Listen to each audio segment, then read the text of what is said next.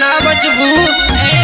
सुना, दिल्ली से चल कर आई हूँ, घघरा पे अगरा हिलाई हूँ, देखा बाजे बाबू तो ऐसे के मान गड़बड़ाई लागी। ले आईसू चमर जी के लइका के लग जाई मोहर, करे जाओ सोहर गवाए लागी।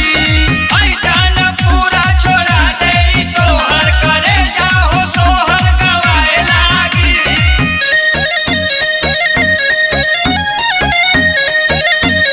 करे जाओ सोहर गवाए लागी।